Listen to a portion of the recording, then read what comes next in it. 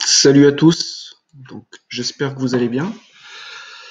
Ce matin, je vais essayer de répondre à une question qui m'a été posée sur le forum, donc on va y aller tout de suite. Enfin sur le forum, sur les commentaires des questions, d'ailleurs tiens, une nouvelle question. Alors, on fait ça en direct. Alors, comme vous voyez, ma page est en anglais.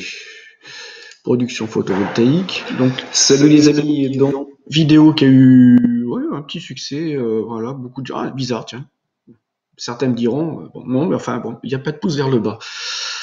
Alors, tiens, pour info, vu qu'on est sur cette vidéo, ma production d'hier a été de 4,6 kWh. Voilà. Alors, j'ai reçu une question qui était assez intéressante. Et donc, voilà, je vous la lis. Bonjour, avec ton expérience, tu vas pouvoir faire du conseil individuel sur le site, à temps perdu. Ben, en fait, c'est ce que je fais, quoi. À temps perdu, non, c'est pas du temps perdu. Ce que je lui ai répondu, ben, je lui ai répondu plus tard. D'ailleurs, on va y aller tout de suite. Ben, je lui ai répondu que mon but sur la chaîne, c'est de pousser les gens à limiter l'utilisation du nucléaire, donc de passer sur du solaire et là j'ai fait une faute d'ailleurs, et du décarboner, et de décarboner la consommation, j'aurais dû dire. Bon, voilà, bref. Ça, c'est quand on répond rapidement. Donc, je compte sur cette chaîne et vous tous pour participer collégialement à tout cela avec les autres chaînes YouTube, avec une faute encore, qui sont sur la thématique en amateur du solaire. Alors, pourquoi en amateur? Bah parce que moi, j'ai quand même beaucoup de mal à faire confiance aux professionnels en général qui sont là pour vous vendre de l'installation. Voilà, ça c'est donc j'aime bien le côté amateur parce que l'amateur, en général, il a rien à perdre, rien à gagner, en général.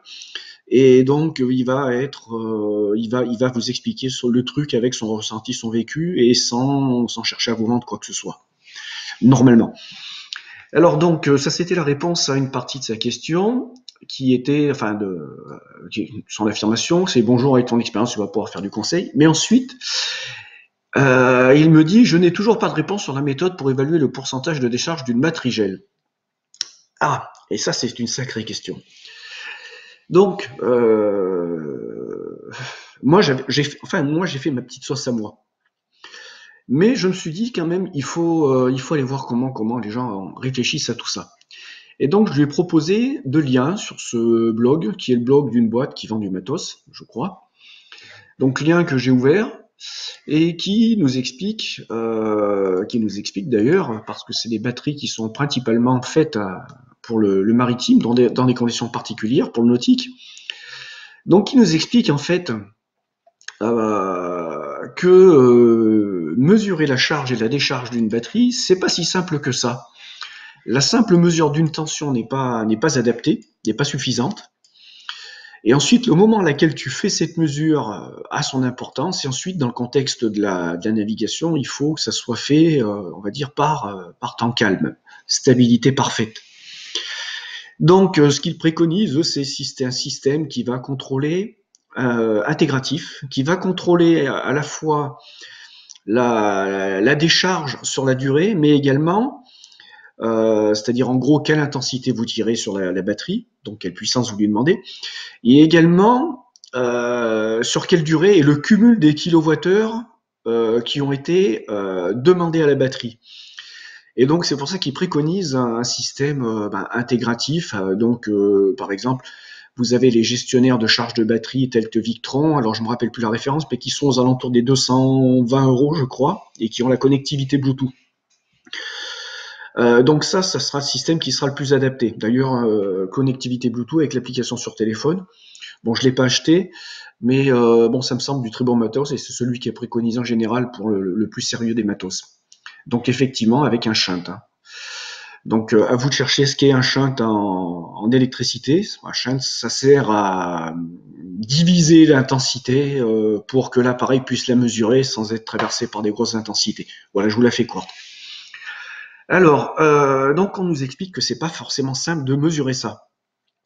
Et donc, pour tout un chacun, lorsqu'on dispose pas de ces solutions-là, ben, qu'est-ce qu'il faut faire? Ben, il faut se démerder avec les données qu'on a. Alors, la personne nous pose la question sur les batteries gel. Alors, moi j'ai des batteries gel. J'ai pas réussi à retrouver le PDF de mes batteries gel, D'ailleurs, le PDF de cette époque était un peu plus consistant.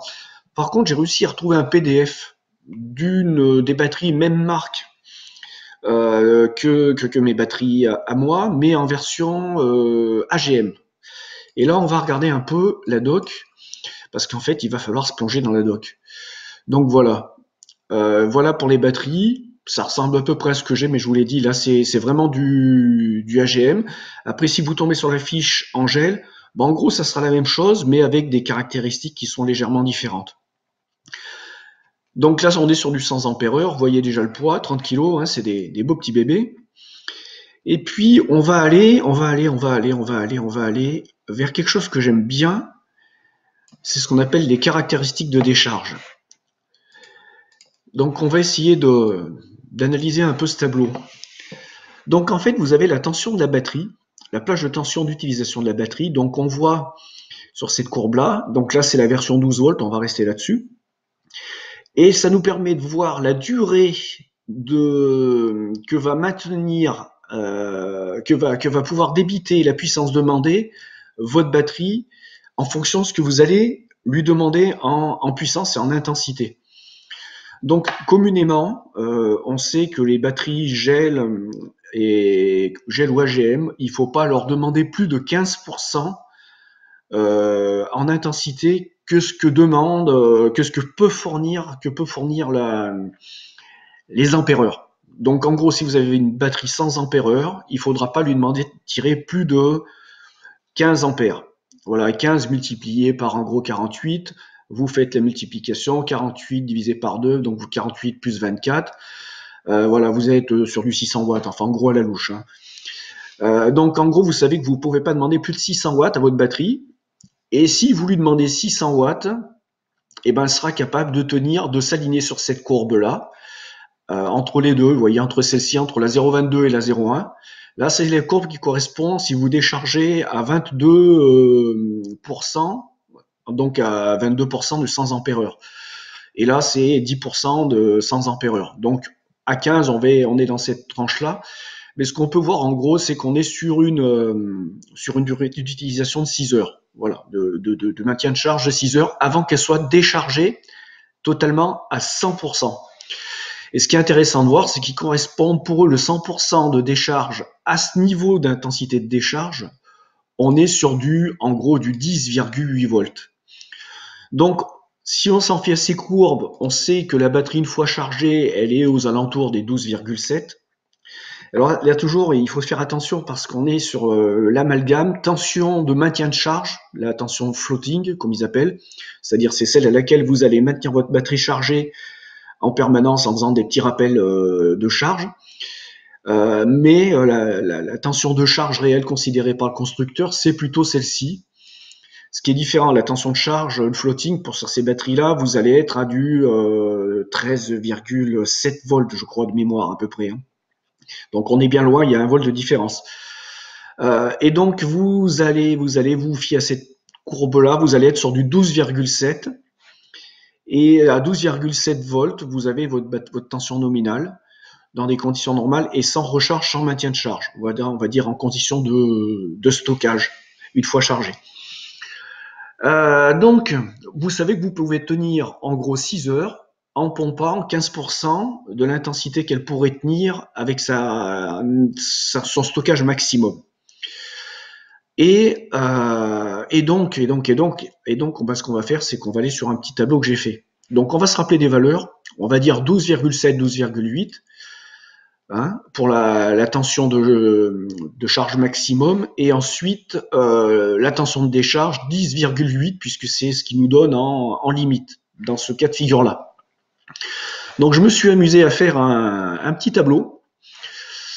Donc là où j'ai reproduit ces 10,8 volts batterie déchargée, c'est 12,8 volts batterie chargée, hein, mais chargée, mais non en maintien de charge.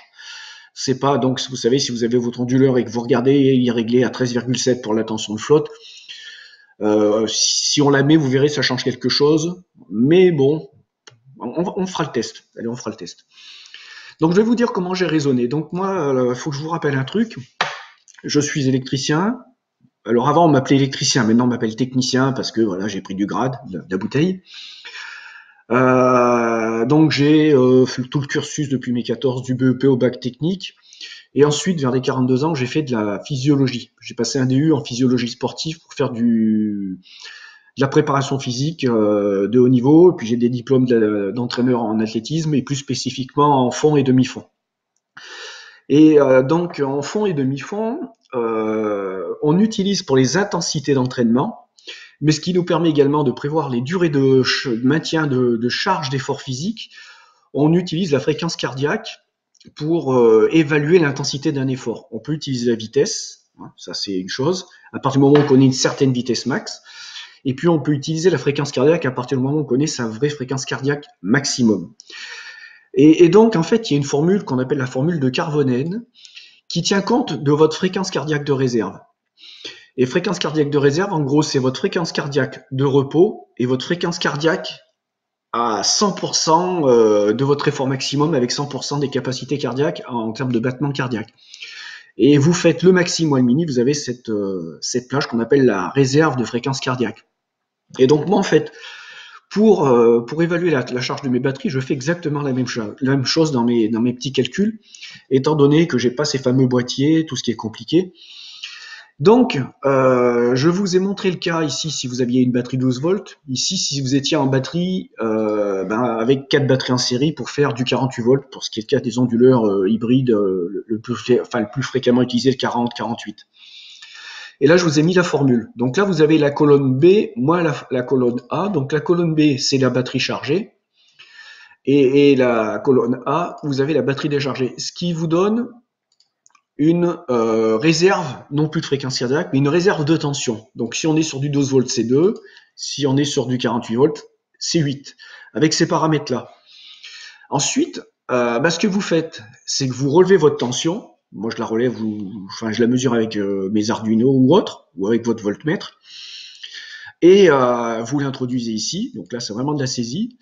Ensuite, ça vous fait le calcul de la différence D moins A. Alors D, c'est la tension lue, et A, c'est la tension déchargée.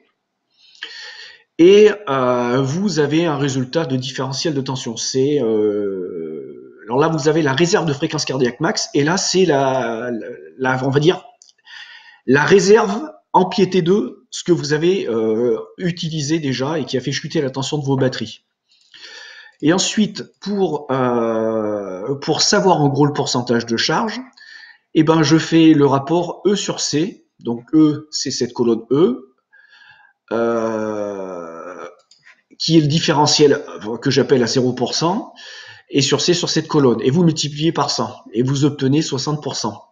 Donc en gros, on va faire une petite expérience. Si vous aviez lu 12,5, vous seriez à 85% de charge.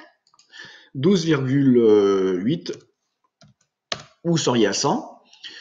Et si vous aviez lu, mettons, 11,2, vous seriez à 20% de charge. C'est-à-dire que vous auriez bien esquinté votre batterie. Donc pour moi, voilà comment je raisonne. Le 0, c'est cette tension de décharge que je vous ai indiqué dans le graphique. Et puis le 100%, c'est ce que je vous ai indiqué dans le graphique qui correspond à cette tension-là. Alors si on répercute ça sur des batteries 48 volts, supposons que vous lisiez, mettons 52 volts, vous seriez à 110%, effectivement, parce qu'en fait, batterie chargée, on est à 51,2 théoriquement, si on fait la multiplication des 4 batteries. Voilà, parce que là, vous regardez la formule, c'est B3 multiplié par 4. Mais bon, si on considère qu'on est à 51,2, ah oui, ça c'est le problème, c'est... Voilà, il faut que je regarde si on peut paramétrer ça différemment avec les virgules et les points. Et vous êtes à 100%. Mais on va raisonner différemment, on va voir comment ça se passe. Si vous raisonniez avec la tension affichée sur votre onduleur, ou carrément avec la tension float, qui est la tension de maintien de charge lorsque votre batterie est branchée. Donc là, en gros, on est sur du 13,7, je crois, pour ce type de batterie. Et donc, si vous lisiez, mettons 48 volts, non, alors là, 48, ça ferait 12, oui, c'est 12 volts. Vous seriez à 41,4. Et si vous lisiez dans ce cas de figure-là, à 48, eh ben, vous devriez être pareil. Et si vous lisiez 51, vous seriez à 67%. Alors, voilà, vous avez vu un peu comment je raisonne. On peut raisonner d'une façon ou d'une autre, ça va dépendre de votre commodité. Moi, c'est comme ça que je fonctionne pour faire mes calculs. On voit qu'on n'est pas dans un système intégratif qui intègre pas la charge, enfin l'intensité à laquelle ça a été déchargé, chargé. On est vraiment dans quelque chose de brut de décoffrage, mais qui permet de raisonner, on va dire, en tension de réserve par rapport à la tension déchargée et la tension chargée. Voilà, j'espère que ça, c'est pas trop déconnant. Moi, je suis là pour écouter éventuellement vos solutions, pour voir même vous m'en proposiez des plus intégratives et des plus simples, mais tout ça sans avoir de boîtier. Voilà, bon, maintenant, à vos remarques, j'espère que j'ai été clair. Vous avez les formules, je vais mettre le lien vers dans la vidéo de ce tableau. Et puis, vous aurez les liens également que vous pourrez ouvrir de cette façon. Vous voyez, quand vous y cliquez, vous pourrez ouvrir et aller sur ces liens que vous retrouverez ici sur Internet.